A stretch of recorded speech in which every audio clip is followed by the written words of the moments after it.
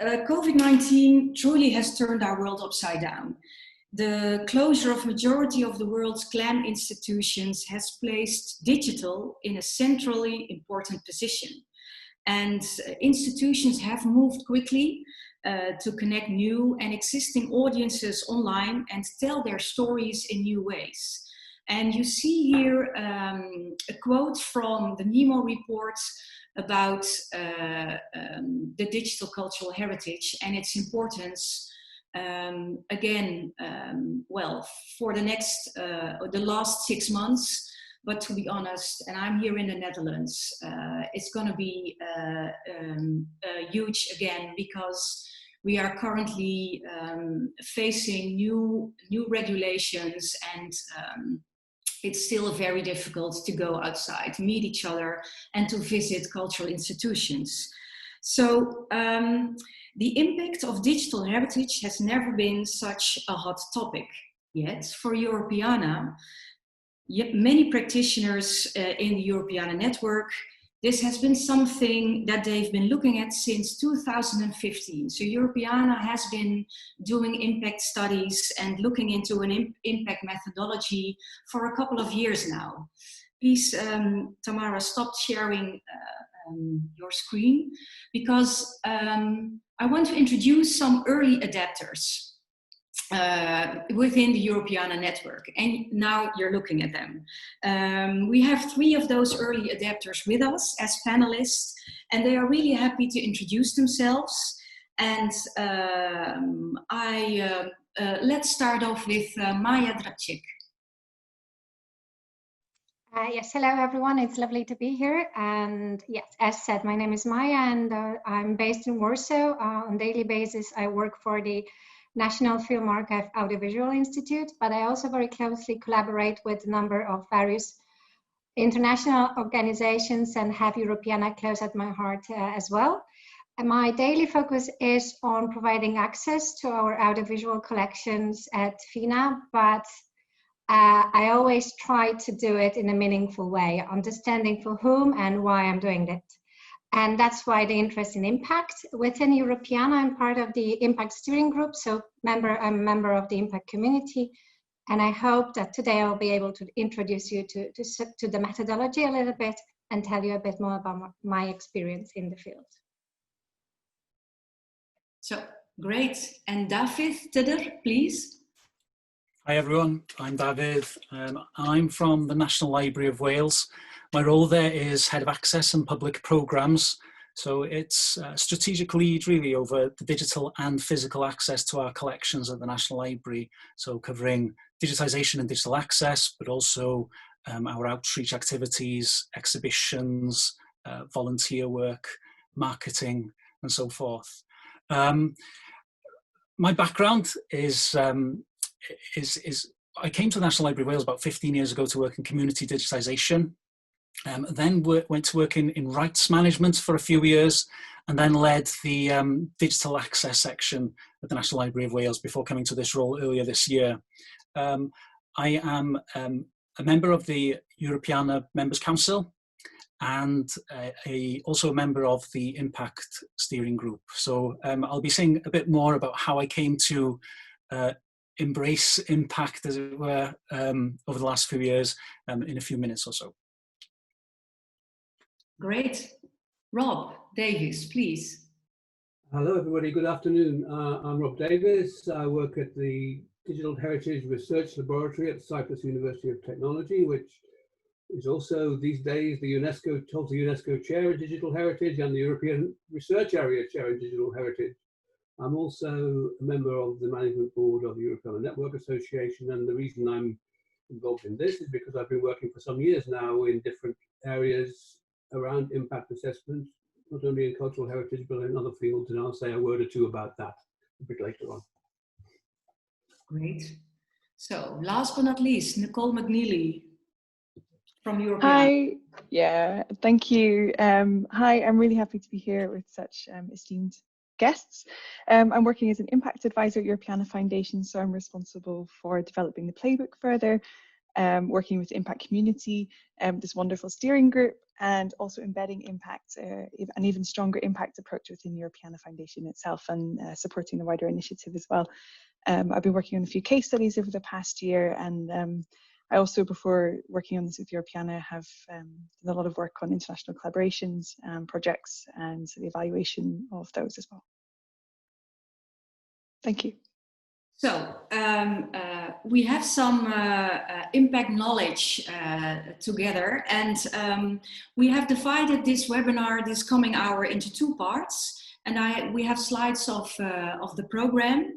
And part one is designed to give more context to the concept of impact and to the impact work done by Europeana and the Europeana community.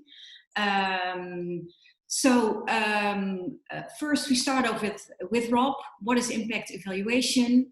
And Dafydd will follow him to give a more personal story, what led him and his organization to explore impact. And as Maya told us already, she will give a short introduction of the Europeana playbook. And after that, we'll have every possibility for you to get your questions answered. And then part two, next slide, please. Part two is much more of a discussion amongst the panelists, but also hopefully you audience, you join in. And this is a discussion about why impact evaluation is now super relevant, super relevant during this COVID-19 pandemic for your organization and for the work that you are doing. And we would like to invite you to also put in your questions. And afterwards, we will be closing and give you some tips and invite you to our next webinar. For now, Rob, I would like to invite you to start your introduction. Thank you very much, Maaike. My dog has just started to bark, so please don't be perturbed, anybody, if you hear that. What I'd like to offer now is a brief prelude about impact, which helps set the scene for talking about the Europeana Impact Playbook later on, and how that represents an approach closely relevant to the needs of GLAMs and cultural heritage institutions. So impact assessment in general is a pretty complex topic with quite a long history, and it's presented here very briefly. So this is a bit like the 15-minute Shakespeare, except it's about half that length. And I'm happy to suggest additional readings or to try to answer questions as a result of this, which I don't probably cover during the talk itself. So one definition of impact, just a moment, let me change slides here.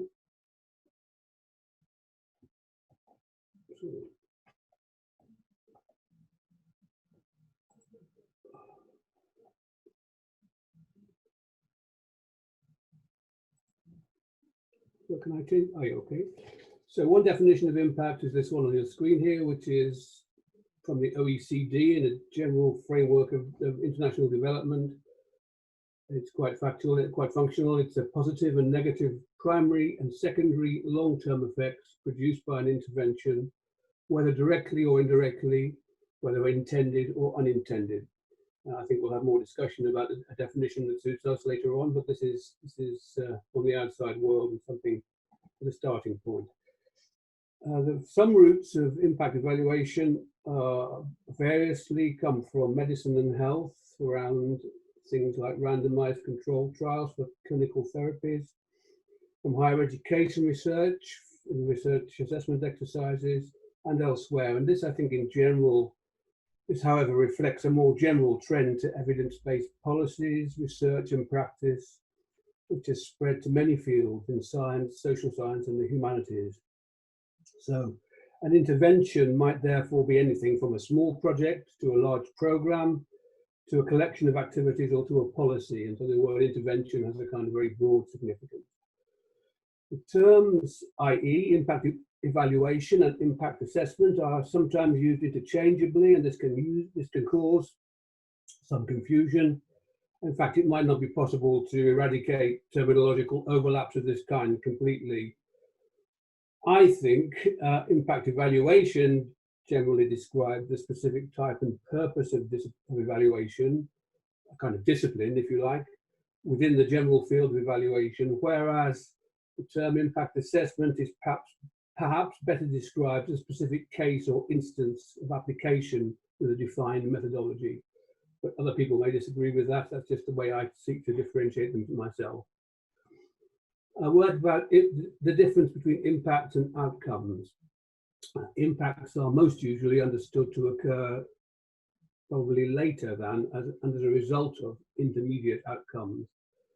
For example, achieving the intermediate outcomes, say, of improved access to land and increased levels of participation in community decision-making might occur before and contribute to the intended final impact of improved health and well-being for women, let's say. But this distinction between outcomes and impacts can be very relative, depending on the stated objectives of an intervention. And some impacts may be emergent, as they say. They come out as things proceed, and therefore you can't predict them. So this kind of complicates the picture a bit. Quick word about environmental impact assessments. These are pretty well known. A lot is written about them. I think they're somewhat different from the main run of impact assessment and impact evaluation in general, in that they tend to represent a preliminary study which investigates the possible negative and positive impact of a proposed project. Therefore, they're more about forecasting than measuring actual change, and I think they, on the whole, are a variant of impact evaluation.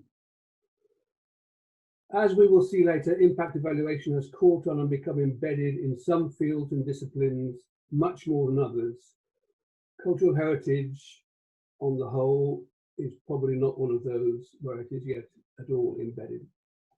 And that's the issue that we face. So, impact evaluation, why do it? So, evaluation by definition answers evaluative questions, that is, questions about quality and value. And this is what makes evaluation more useful and relevant than simply measuring indicators or summarizing observations and stories. Impact evaluation can have formative, summative, and advocacy-oriented and other purposes. It can be done for various reasons. In any impact assessment, it's important to define first what is meant by success. What kind of quality, what kind of values are we talking about?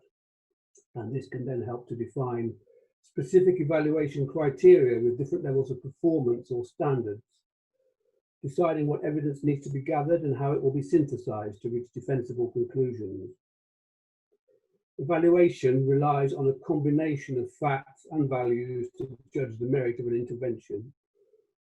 Impact assessments frequently assess changes in what is often referred to as KAB or CAB, which is knowledge, attitudes, and behaviors. And of course, this covers quite a wide range of activity. A theory of change is often an important component in impact assessment. It explains at the outset how activities are understood to produce a series of results that will contribute to achieving the ultimate intended impact. This can continue to be revised over the course of the evaluation should either the intervention itself or the understanding of how it works change. The evaluation might confirm the theory of change, or it might suggest some refinements based on the analysis of evidence. Failure to achieve the final intended impact might just as well be due to theory failure rather than implementation failure. One other thing that the theory of change is helpful in is guiding causal attribution in an impact evaluation, and I'll say a bit more about causal attribution in a minute. There are some key issues we're not going to go to any depth at all today about impact evaluation methodology. That will come later in the series. But just to introduce some key issues which will continually crop up, I think, as we go through this discussion. First, like any other evaluation, an impact evaluation should be planned formally and managed as a discrete project, with decision-making processes and management arrangements clearly described from the beginning of the process. Participatory approaches involving various stakeholders are often favoured, which raises the question, who needs to be involved and why? And this also is principally answered at the beginning. So the purpose, the objectives, and the target audience also help to determine the need for rigor and the choice of methodology, and to handle the question of what costs you're prepared to incur in carrying out an impact evaluation. There are lots and lots of different methods for collecting data by impact evaluation. A mixed methods, this term is often used, a mixed methods evaluation involves a systematic integration of quantitative and qualitative methods. Using a mixed methods approach helps to overcome the weaknesses inherent in any one method when used alone, and can increase the credibility of evaluation findings when information from different data sources converge and come together, and can also deepen the understanding of the effects and context of an intervention. I list here 3 types of question which are often introduced within an impact evaluation. I'm not going to say much about them. We can talk about them later on if you like, but 3 key types of question are descriptive questions, causal questions about this key issue of causal attribution, and evaluative questions, which ask basically whether the exercise can be considered a success or not. Rob, could Yes. you? You don't have that much time, so I'm not sure which. How long have I had so far? About 10 minutes. You're kidding. Yep. Okay.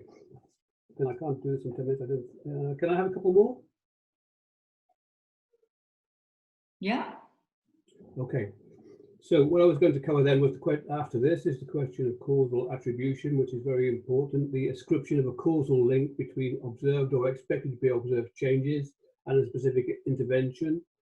This is often seen as a requirement for calling something. The fact that it addresses causality, a requirement for calling an evaluation an impact evaluation, and the challenge of this are a major issue in impact evaluation. This is all around the level of the kind of designs that are employed, how experimental they are, and I won't go into this in depth there in particular because there's not much time to talk about it, but we will go to it later on, I think, in the process. There are also issues to do with the validity and significance of results, and of how the results are interpreted and what narratives are produced, which I know the playbook is going to give some emphasis to. I was going to talk a little bit about a sectoral impact assessment study, which I've been involved with for some years now on science literacy, and the purpose of talking about it was it has uncovered a huge number of impact assessment instances in this sector for all kinds of events and mechanisms, and it has demonstrated, I think, how you can go about building a community of practice within one sector from different institutions around a specific topic, and there may be lessons there for us in cultural heritage. There's a lot of material on the website, and I'll make sure the website is available to everyone later. The final slide, Maaike. So what we're coming on to now is the question of what stands in the way of take-up of impact assessment by GLAMs and the cultural heritage institutions in the sector in general. And I propose here various things that have been suggested, that we don't possess the awareness and the skill set, that we are conservative and reluctant towards objective assessment, that we lack resources and personnel to implement complex methods, and that IA methods are known about but are not perceived as not suitable or relevant or appropriate. And I don't know what the answer is, but I think answering these questions is something that we need to address. So with that, I'm going to call this to an end, and thank you very much, everyone, for listening. Thank you so much, Rob. Really, really relevant, that last slide. And I think it will come up in our discussion afterwards when we are talking and relating the power of impact assessments with the COVID-19 pandemic. But for now, let's go to Dafydd and have him tell his personal story. Please. Thank you. Yes, I mentioned when I was introducing myself that I first came to work at the National Library of Wales to work on a community digitisation programme. Really, we worked with sector organisations, museums, archives, and libraries to digitise selections from their archives. And we expanded our activities to include the training of community groups to digitise their own archival material. And I remember visiting a group who were based in rural Wales, and they were running their community archive. They were digitising items from their community in a village hall. and they had a great set of photographs. And what struck me during that visit was just the sheer enjoyment that they got from that activity, the sense of cohesion that they had as a group, and also the sense of pride in their local history. And where the project was concerned, we were measuring the number of photographs they were scanning, we were measuring the number of groups or archives that were being established, but what we weren't doing was capturing those things, those very things that were really showing me how that particular activity was changing their lives at that very moment. So with hindsight, I think of that visit to see that group in action as in a way my first realization of the need to be able to capture and assess impact on that community level. So that's part of my personal story. If we fast forward a few years, I mentioned also that I was working in rights management at the library, which is a completely different area, much less community engagement work. But again, I found myself looking at or being part of a discussion around open access and widening access to the library's collections by putting those works that were out of copyright, just releasing them into the public domain so that they can be reused. And the whole discussion and debate around open access often came down to principles and reasoning around the monetization of collections or the control of collections. And we were arguing, well, if we widen access, make them openly available, they will have a greater impact. It will lead to reuse that will create economic value, that will have social value.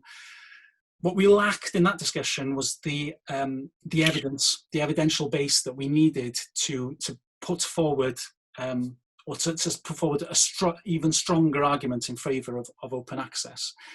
Again, what I was seeing there was that we needed to be able to assess and evaluate impact in a completely different context, but all the same, it showed to me how we needed to find a robust methodology for impact assessment. Now, I'm aware that there was already discussion, and there was a great deal of work back then being done in the area of impact evaluation. What I was struggling to do was find a model that I could apply to my own practice, that I could just pick up and start using. And it was in 2017 in a conference, I remember, in South Wales. Jill Cousins gave the keynote address at that conference, and she mentioned impact, and I had a chat with her afterwards, and she mentioned the work that was being done to develop an impact playbook, and that's how I later that year was attended a workshop where we were presented with the first phase of the Europeana playbook, and what I found was that it immediately met that need of I felt that it gave me that model that I could take back to the National Library of Wales and experiment with and develop. Now, since then, I was keen to run an impact design workshop immediately after going back, and there's an article on Europeana Pro on that. And then we went on to use the playbook to evaluate the impact of a wiki project that we ran to explore the possibilities around giving open access to a collection of nearly 5,000 portraits. And that report has been published as well, and led to the funding of another wiki project that was much larger than the original one. And I think that the impact report had a role to play in that. Rob's last slides, I think, is one I can relate to. I think for an organisation, embracing and embedding this kind of activity into the way that we deliver our services is quite a step, and it does mean a cultural change, and it's one where the National Library of Wales, I think we are still on that journey. In the meantime, I've had opportunities to share the playbook with colleagues and also to students at the local university, and to present it at conferences in Wales to other sector organisations. What I hope we'll see is that in the next months and years that we will have more opportunities to embed it within how we work as a library. Thank you. Very nice to hear how you managed to embed it and are still working on it to get awareness about impact in your organization started, and to hear that the Impact Playbook really did help with creating awareness. And so we are moving on to Maya, who is telling us a little bit more about phase 1 of the playbook. And it's just to let you know, it's a brief introduction because our next webinar will be more fully about this playbook. But I think it's important also to have a connection to what Europeana is doing with this. So please, Maya, tell us more about it. Yes, thank you very much. I think I will also start by referring to Rob's final slide because it's super relevant. And I think it's also one of the reasons, in a nutshell, why Europeana started to have this conversation, to invite us all to work and to think about the impact of our actions. I fully agree with Rob when he says that, okay, the impact assessment or impact evaluation, or even broader thinking about impact, this is not really still part of our game in the GLAM sector. We still need to learn how to do it and why we want to do it at all. But I think we are getting, we are more and more expected to do it. I think also the most important thing is that we want to do it, but also when, for example, when we are applying for grants, we need to also think about the impact of our actions. When we are reporting to our organizers, I work for a publicly funded institution, I need to report about the impact of my actions, and I would rather report about the change and the impact in the social aspect of our activities and achievements than simply referring to the metrics. And I have nothing against quantitative methodologies. I'm a sociologist by training, so I love them all. But I truly believe that in our work, we really should be focusing on the value that we create and the impact towards the stakeholders we involve in our actions. And that's why I like so much the playbook and the impact framework that Europeana has created or is currently creating, because this is, as you probably all know or should know, this is work in progress.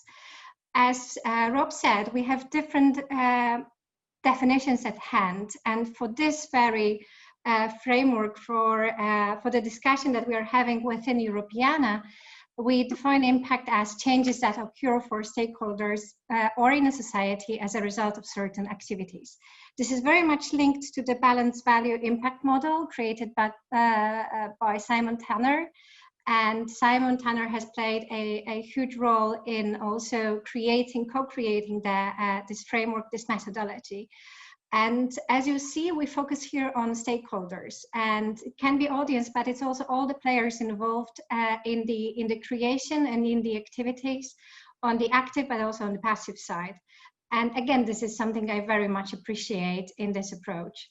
So the discussions that have been held over the years, and Maaike mentioned already that it started somewhere around 2015. Dafydd attended the conference 2017. We then took part in the similar, I think, same seminar when we got introduced to the playbook. So it is a long-lasting discussion, and that ended up in having a impact playbook at your disposal. This is still work in progress, as we earlier said. Currently, we have 2 parts of the playbook available, and we'll try to introduce you to 4 of them, which is like the full book, in the coming webinars. I think Maaike will mention that later on. I will just give you a very small teaser now about the approach, and I think I will try to introduce phase 1 in the next seminar or webinar in detail. As I said, the focus in this approach is on stakeholders, but of course you and your institution as one, it has been tailored to the needs of GLAM sectors. So And of course, as we are operating within European environment, the word digital is key too. But from my experience, I know that I can easily translate it already into different actions. It doesn't have to be linked directly to projects that have digital aspect in them. This can be all about different kinds of processes, because what this playbook offers you is exactly that, how you can run the process of the impact evaluation. How is it, how do you plan your actions? What is it that you want to get out of it? And again, as I earlier said, it's all about the stakeholders. It's all about asking yourself a question: who you're working with, who you're doing this for, why it is relevant, where is your team in the process, and who do you need to make it all happen. So it kind of helps you to structure all the elements of the puzzle that you need to make it all happen. And this is super useful, and from my experience, super helpful to plan a project already at a stage of shaping it up. So, and the approach is based on two key aspects, and they all have lovely names. One is value lenses, and the other one is strategic perspectives. It's about you looking at your work as an institution, as a GLAM expert, and from through a number of strategic perspectives, and we have listed 4 of them. It's an economic one, social perspective. There's one about innovation and about organization. So you have different elements that you can look through when planning your actions, when thinking about, okay, what is this project about?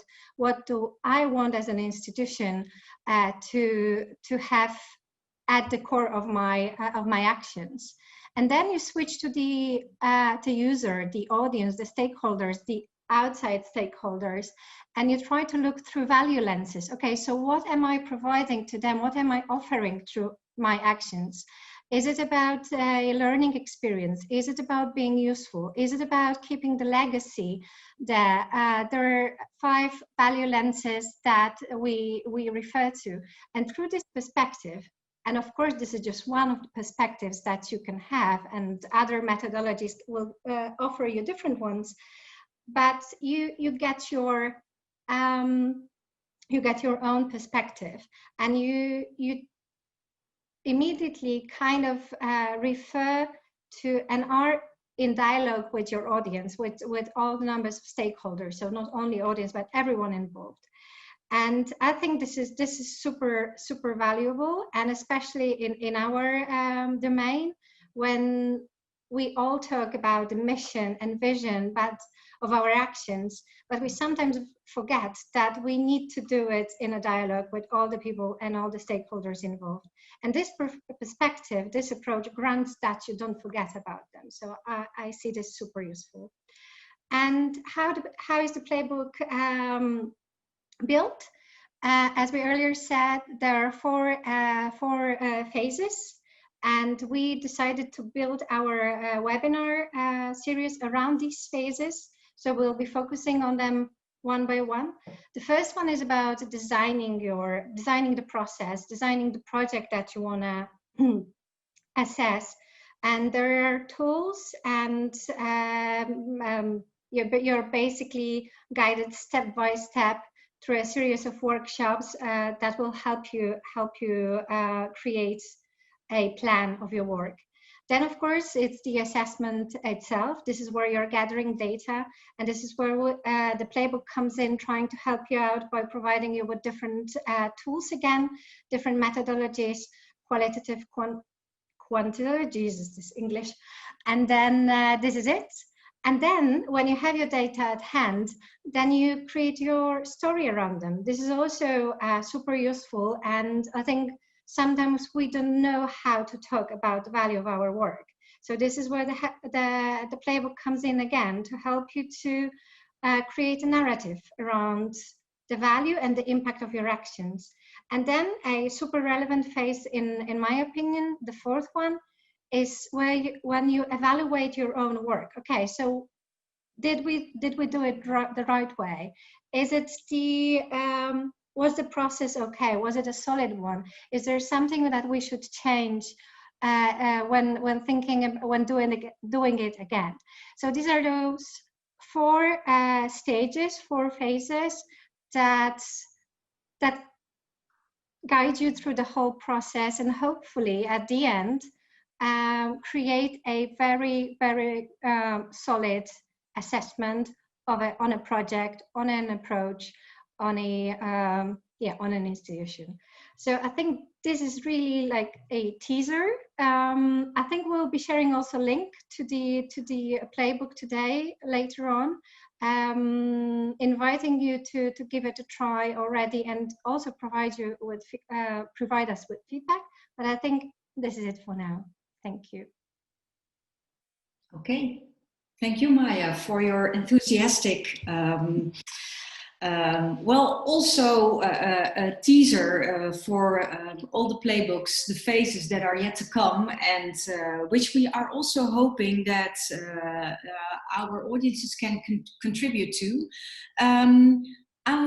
Nicole, I don't think that we have any questions, but I think there was there was an interesting discussion going on in the chat. Is there something? Something pops up, but maybe you could also share with us what's happening in the chat before we move to the discussion. Absolutely. I think I'm being a bit too chatty, but I am listening, I promise, as in the chat. And yeah, so I was wondering what brought people here today, inspired by Dafydd's the discussion and his presentation. And I was wondering as well, what conversations are bringing people here.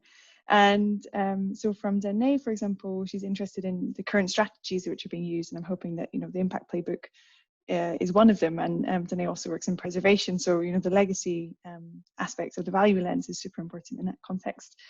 And then there's a message from Valentina about also this research question, which Rob was asking, and also coming up in Maya and Dafydd's presentation, about going beyond the metrics, asking the question about what opportunities, what changes are enabled by the activity. So it's, just going there, but the chat's still in process. Oh, I do have one question here. A question on time planning from experiences, but we might be able to come back to that later if that's relevant, or that might be to do with planning before the project, when to do this process, for example. Thanks, can you say something about that, because you have done some evaluations within the National Library of Wales? Yeah, with the Wikipobble project, which I mentioned, we tried to get a team together to start the impact design process as soon as possible. And I think what struck me in doing that was the value of the process as well as the product at the end. It brought those individuals who are going to be working on the project together to come to a clear agreement on what the project was trying to achieve, why it was doing what it was doing, who were the stakeholders, and to have a discussion about, and that created a space then for the methods, the best methods of achieving that impact. So yes, I would encourage anyone who is thinking of doing impact assessment to begin that process as soon as you have a clear brief on what. Well, actually, one of the great things about the playbook is you can either begin with the impact that you're trying to achieve, or you can begin with a stakeholder group that you're trying to target, and then you can build up from there. You can even begin with the activity and then ask questions about who your stakeholders are going to be, or who your target audience is, and what is the impact or the potential impact you could be trying to deliver, and then prioritize from there. So it doesn't have to be a linear process, and you don't have to have a brief right at the beginning. It could be used to develop a funding application, for example, or it can be done right at the start of the project when you're quite clear about what you're going to try and do. And for Danae also, to be more clear, what time frame? Is it a question of 1 month or a half a year with the Wiki project, for instance? Again, there's flexibility with that, really. There is guidance in the Impact Playbook itself on how much time could be set aside for each step of that process, and it guides you through it. With some of them, I kind of tried to streamline it and try to fit several things that we could have spent more time doing. There could have been an entire afternoon's workshop and try to spend an hour focusing on that. But yeah, there's flexibility. In terms of then measuring when to assess impact, then again, that's something to establish in the process of the design itself. When is reasonable, and it'll vary from project to project. Okay, great. I really, time-wise, would like to go to part 2 and have this discussion about the relevance within the time frame and within the current situation we are all at. So, of course, it's a very obvious first question, but why is the impact framework now, in these times of COVID-19 pandemic, more relevant than ever? And I really would like to ask Maaike first, because I know you are very, well, you have a very strong opinion about this question. So please let us hear it, and then the others hopefully join in. I think the answer is very very short, because it's a time to stop and rethink our actions, especially when we are operating in a digital ecosystem. And okay, the COVID pandemic, it's a crisis, but you can also look at it as an opportunity, especially for our sector, especially for institutions dealing with or active in a digital environment. And that's exactly why this is the time, as I said, to stop and reflect on, okay, so what is it that we are doing now? Why we are doing it? Is it a time to shift? Where is the place for digital transformation there? How can we adjust? There is a very good report that I encourage all of you to read. It's from OECD. It's about culture shock, and culture and creative sectors are being listed as the ones that next to tourism are the ones that are really have been hit hardest by the situation. And of course it is correct, but there is also and this is also what the report says, is that there is a room for change, there is a room for innovation, there is room exactly for rethinking our actions. And this is where the impact assessment, whether you do it with the playbook or whether you choose a different approach, but this is exactly the time to think about your actions and how you basically remain relevant, how you remain active, how do you remain in dialogue with your stakeholders, with your audiences. And in my opinion, this is where you need to refer to the values that you want to build your actions around, and to the impact that you want to have with your actions. It's very clear. If you look at different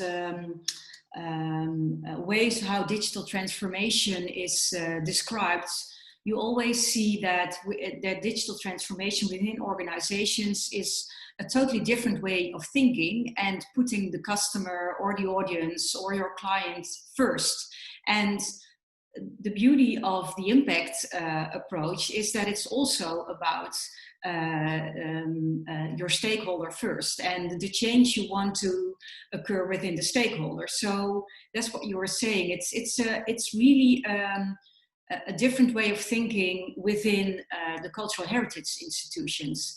Rob, what would you think? Please, yeah. Okay. On the digital transformation thing, I think the experience that I have from the sector I was talking about, sounds interesting, suggests that impact assessment is very, very amenable to digital topics, and it isn't a problem to adapt the existing methods in a digital environment, except in some very practical sense about how you do it. It's therefore good that we have this framework ongoing now. It will assist, I think, and be applicable quite readily to digital transformation.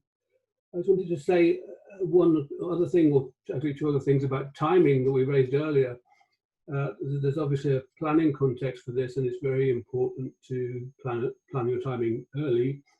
And I'm fully aware of how things can can run out of hand if you try to do too much in a project and you don't have a sense of how much time it's going to take. It's no good doing impact assessment at the end of a project, just doing the last phases of a project. You've really got to do it from the beginning. The second aspect of timing is around the implementation of tests and so on and so forth. Commonly you have pre-testing and post-testing, but there is a big aspect of longitudinality. As I was saying earlier on, you may not find out, but you might get outcomes, but you may not find out what the impact was for quite a long time. We need to think about when and how practical it is to conduct tests at some distance after the end of the intervention. There are huge issues around doing that. So these are important planning aspects, which I hope that I guess the playbook will take account of. Yeah. But I also can imagine that maybe our audience thinks, well, it sometimes, when we now hear it, it looks like really a lengthy and very methodology to do it the right way. And within this pandemic, sometimes you really have to react fast and do things quickly and do it from intuition and not from a very lengthy funding or application. Is there something you could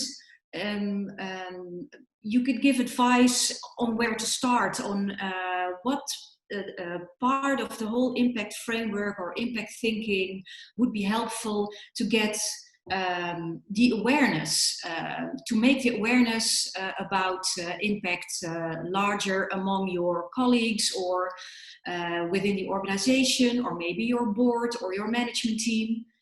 Is there some, I would like maybe say quick win, or is there one thing, Maya, within the methodology you showed, use value lenses or use another tool just to get this quick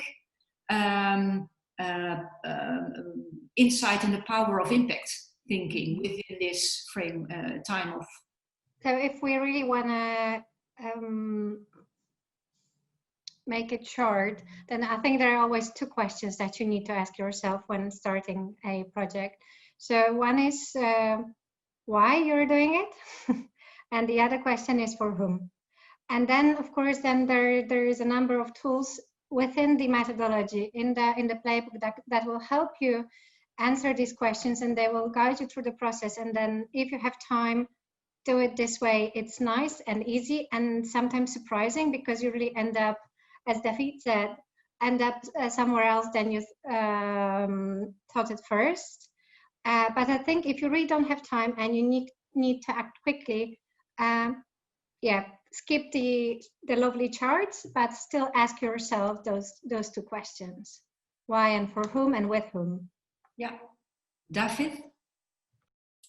Yeah, I agree, and I'd also suggest trying to ground it in your own context as well, to look at the problems that your organisation needs to solve and where impact is relevant. Where it applies in the COVID circumstances is that the whole situation has been so disruptive to public services, and the way that we've delivered services in the past have, to a large extent, come to a halt. So colleagues and at management level are looking for answers, looking for solutions to that, and I think an impact framework such as the playbook creates that space for that discussion. Right, going back to what Maya was saying, you start with why, and you look at the stakeholders, and understanding where your stakeholders are right now in these new circumstances. What are their needs? How have they been affected by that, and how you can respond to that through your services.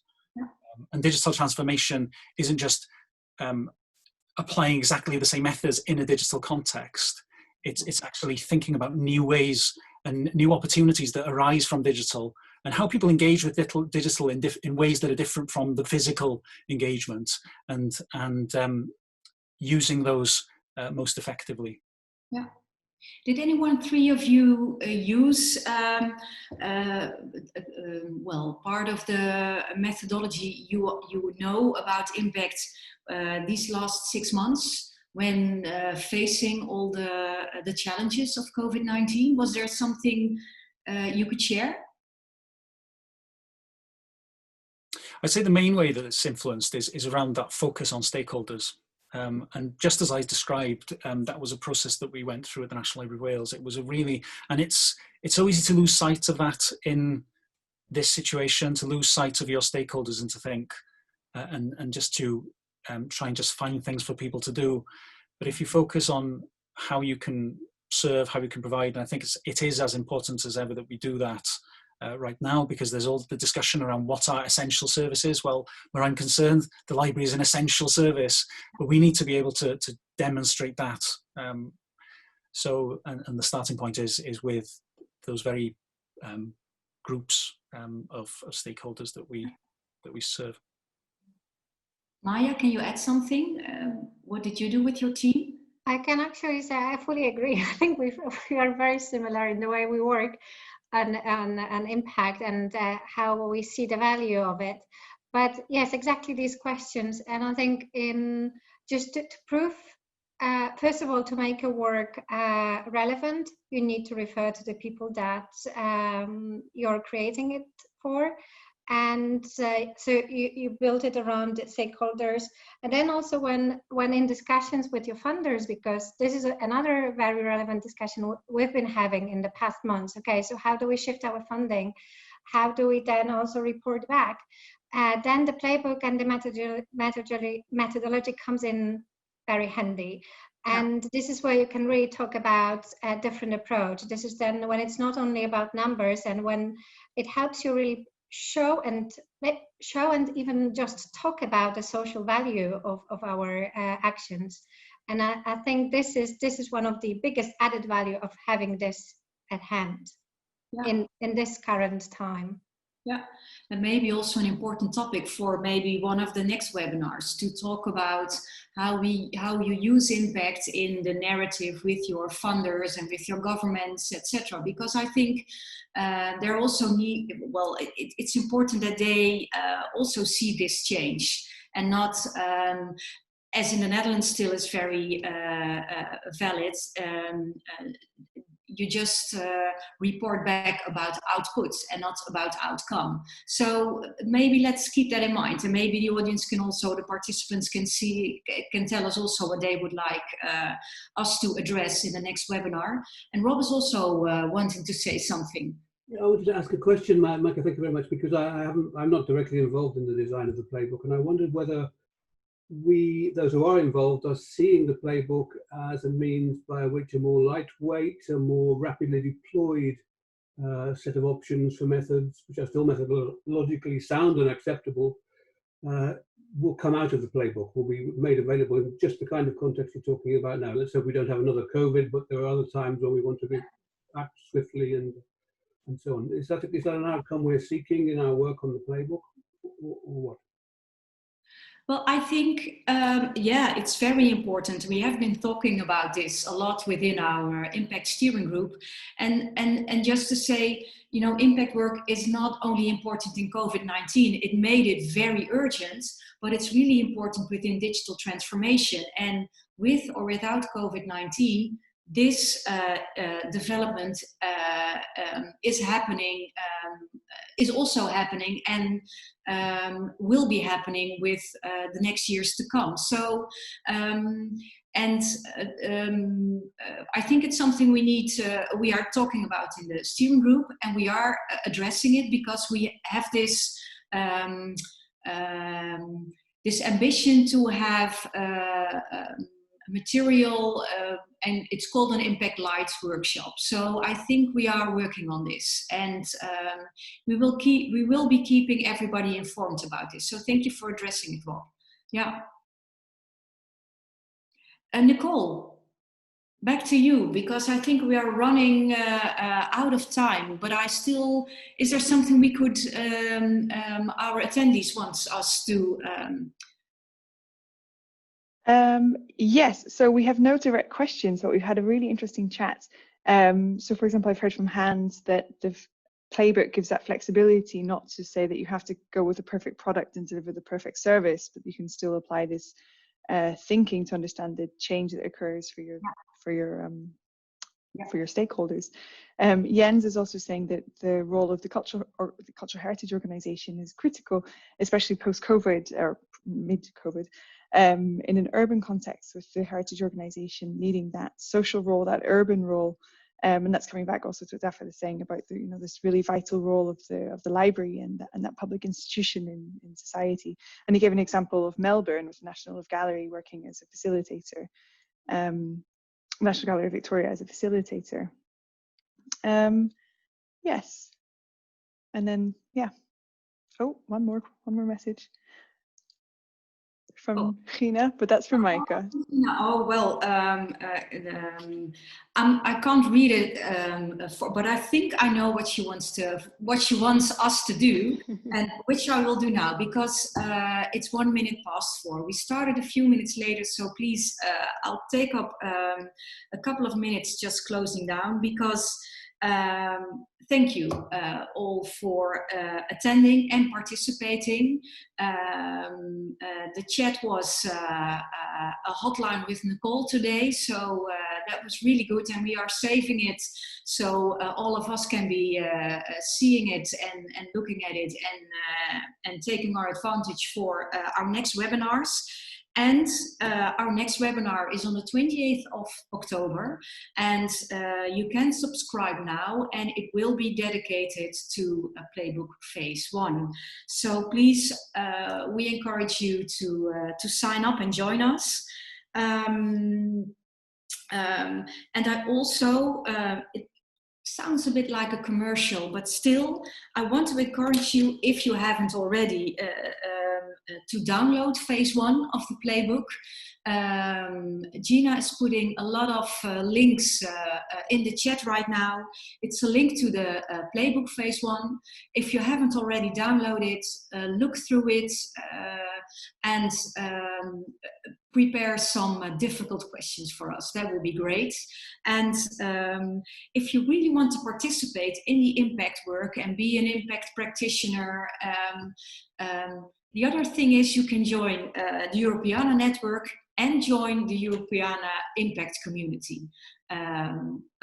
We will be delighted to see you join us. So please do.